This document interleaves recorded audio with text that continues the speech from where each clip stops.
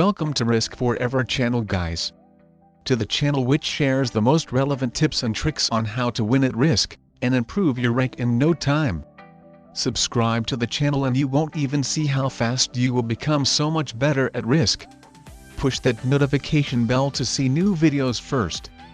This is your host ChampionEver, and today we are going to review one of subscriber games. Let's get it started, guys. Subscriber games are being held every weekend on Risk Forever Discord server.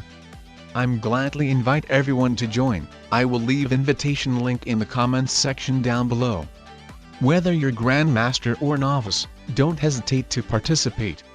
Play in subscriber games, talk about strategy, and most importantly meet the same-minded people as you. There's a lot of Grandmasters and Masters in the server, so if you're struggling to get a game going with high-ranked players, the best way is to find people here. And if you're a low-ranked player, then it will be the best possible practice for you. Also, for those who don't know what the Discord is, let me explain it right quick.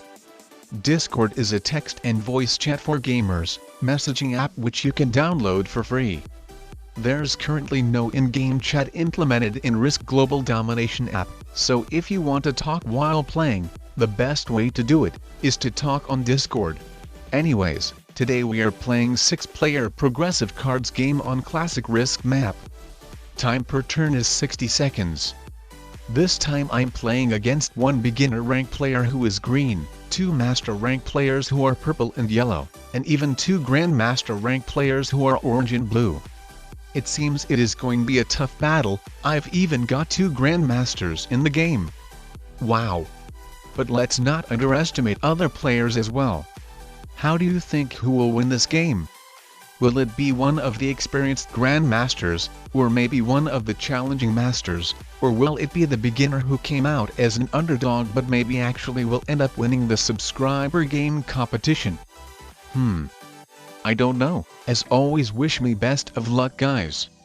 May Goddess Fortuna be on my side today. Anyway, as you can see, the blue player is the most lucky over here. She captured a continent in her second turn. She will be getting 2 additional troops every turn for holding Australia. Continents and progressive cards are not that much important like in fixed cards games, however they can be a great bonus. Especially if you can get them early in the game. By getting a continent in her second turn, the blue player will definitely have a good advantage against others. She won't definitely be one of the players to be taken out first. And here is why. At the game stage where players will be trading in sets, for first and second times, she will definitely have quite more troops than others. So either none of the players will have enough troops to take her out, or it will just be not worth it all. The only way for her to get taken out first, only if players will be crushing her troops for no reason or suiciding. But I don't think that is gonna happen. My subscribers are smart players. But anyway, if you haven't gotten a continent in progressive cards game, then you shouldn't be upset at all. Even though you get some good advantage against other players if you capture it early, or just a little bit of advantage when you get them in later stages of the game. As continents are just secondary thing when it comes to playing with progressive cards on classic Risk map. The main aim, or priority if we say in other words, is to focus on taking players out when it's worth for their cards. Eliminating opponent by opponent out, you will become stronger and stronger. But make sure that after taking your opponent out, you will have 5 or more cards in total so you will be able to trade in a set in the same turn. Sometimes it can be worth to take someone out for their cards, but if it won't make 5 or more cards in total to trade in a set, then you're putting yourself into a big risk of getting taken out next. As even though you took your opponent out, you weakened yourself a lot and became low on troops, so you just basically made yourself a very easy target to be taken out next. Especially if you don't have many territories as well. So always, before you're taking someone out, if that wouldn't make ability to trade in a set in the same turn, see if you would be able to survive till the next turn after taking that opponent out. Alright, it seems we have reached the stage where people are taking players out for their cards. The yellow player got eliminated first. Who will get eliminated next? I hope it won't be me. Let's hope so, guys. It seems I'm in pretty much danger along with the purple player. I'm spread it out, I have my troops in 4 different places, but I don't think that will be enough though. My troops aren't really blocked by other people's armies, so I'm pretty much accessible for any of the players. Well, except for the green player who is one carding right now. And even though if the blue player won't take me out, then it's possible that the purple player will, as it's most likely he will have a set at 4. So it seems I'm in any case screwed. So I need to take as many territories as possible, as many blue players' territories. I don't want to capture purple and orange players' territories because why would I want that blue player would take them easily? By capturing purple and orange territories I would just help out the blue player to totally win this game. The blue player's turn is straightly after mine, so I don't put her in any danger no matter how many territories of her I will take. Anyway, as you can see, I didn't capture as many blue territories as I could, because I wanted that my armies would stay kinda blocked for blue, like look in Africa for example. But I don't know, I probably made a mistake. In any case, we will see how everything will turn out. Sweet. The blue player didn't add troops to Africa, so she isn't going for me. But is she going for the purple player though? Lol, does she realize that her army is currently blocked from South America? And at that moment she realized she screwed up, lol. Anyway, that mistake can happen to any of the players, so let's not blame her. But lol, poor, very poor player called purple. The game is over for him even though he haven't really done anything wrong. I'm so happy that I didn't capture these blue territories in Africa. Well, actually I'm not that happy at all. As it's not my turn, it's Orange's turn. He's the player who is getting the purple player for free. So instead of blue, he will be the winner of this game, and I will still lose, doesn't matter what.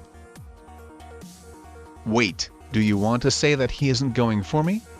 OMG, I cannot believe I was so lucky to survive, guys. Let's look at troops counter right quick. Me, blue and orange, we all 3 have the same number of troops. But I only have 1 card comparing to orange who has even 5 cards, or the blue player who has 3 cards. So it's obvious that if I continue getting cards, then I will be taken out next. So this is why I decided to do 1 carding, to stop getting any cards at all. As you can see, the green player is using the same strategy as well. Since we only have 1 card, it isn't worth to take us out at all. So we're just waiting to get a perfect opportunity to take the game into our hands, if we even get one, in case orange or blue players would make a big mistake capturing each other territories or so. So anyway, let's see what are they up to. What they plans are. I think the orange player is making a big mistake by blocking his armies. In progressive card games you should avoid blocking your armies at any cost. In progressive cards you win by taking opponent by opponent out, when it's worth for their cards. So how will you take your opponents out if all of your armies are blocked? It becomes impossible for you to win, well, unless other players will be stupid to suicide on each other, or if someone will drastically fail taking someone out. But that isn't going to happen since me and green player are 1 carding and not doing any attacks at all. The orange player is quite stronger than the blue player is. So instead of blocking some of his armies, the orange player should be thinking on how he could outsmart the blue player. Alright, it's blue's turn and it seems she will take the green player out? Yes, it seems she is going to. I don't think that is a smart decision though, as she even wasted 40 troops just to get a card, which only worth 20 troops. That decision just gave some of the advantage for the orange player. He is already the strongest player, and it will be even easier for him to deal with 2 opponents, rather than it would have been with 3. So I don't know why the blue player took the green player out. Well, maybe she has something in plans which I don't see currently. Currently the whole game is mostly dependent on orange. If he does everything right, then he should win the game quite easily. Well, he still keeps blocking his army, so the game is going to continue for a while.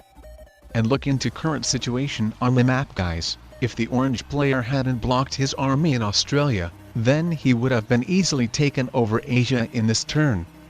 he would have split his 100 troops army between Ukraine and Middle East territories, and with 60 troops he just received, he would have captured the rest territories in Asia and leaving that army in Kamchatka.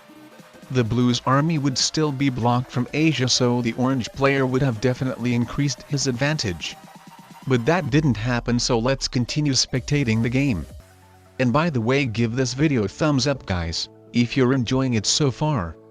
It only takes you a second, but it means a lot to me. And for those who aren't familiar with my channel yet, let me introduce myself. My name is ChampionEver. And in this channel I'm sharing relevant risk global domination tips and tricks that will help you to increase your rank in no time. I upload my videos constantly. I try to make them short and informative but also entertaining at the same time. I'm currently Grandmaster and have over 1,000 hours of experience which I want to share with you. Most people want to know how to win at Risk. Are you one of them? If so, then what are you waiting for? Subscribe and start grinding those rank points right now. Drastically improve your gameplay by simply watching Risk videos. And OMG guys, I cannot believe the Orange player crushed Blue's biggest army and is continuing capturing her territories. I will take the Blue player out so easily. The Orange player made a mistake over here. He hasn't even fortified his biggest army from Australia to fight the rest of the battle with me. Differently, he even put his 22 troops army in South America, which is totally blocked. But he will definitely fortify his biggest army from Australia in this turn, right? He won't be making the same mistake again. Then there's only one opponent left. I'm certainly sure. Alright, he didn't. That was strange. But don't get me wrong, I really like that he keeps blocking his armies. He is losing his territorial advantage he has. At first I thought that I had no more chances to win this game anymore, no matter what I do. But now I'm starting to believe that I may pull a win. Even though he is still 40 troops ahead of me. I don't know. We will see how it goes. Actually, I have a sneaky plan guys. I will use one of my endgame strategies. I will capture both of the Americas, Europe and Africa while only having 3 borders to guard, Ukraine, Middle East and Kamchatka. Let's see how he will handle that. Shoot, apparently he has a set. That's pretty bad. I didn't expect him to have a set at 3. He's got so much lucky over here. And you know what guys, you know what? What is most dramatic that I don't even have a set at 4, lol. But still, the game isn't over for me yet and I'm happy. I'm still doing my best to win this game and I'm not going to give up. That's for sure. Alright, let's see what the Orange player is going to do next. Will he finally fortify his biggest army from Australia? That army doesn't give any of the value guarding Australia, which only gives 2 troops, but would do a lot of damage to me if the Orange player would unblock that army. So will he finally fortify it? There the biggest question is. And OMG guys, I cannot believe he still hasn't fortified his army. That benefits me so damn much. I mean, that should have been obvious that I'm going to use 4 continents endgame strategy again. And that puts him in a pretty big disadvantage. And I don't know what the Orange player was thinking over here, but I'm not going to unleash his biggest army for sure, lol. Or he has accepted his loss and just gives up. I don't know. In any case, let's finish the Orange player off guys. Give this video a thumbs up for such incredible unexpected victory. Also join Risk Forever Discord server if you want to participate in subscriber games as well. The invitation link in the comments section down below.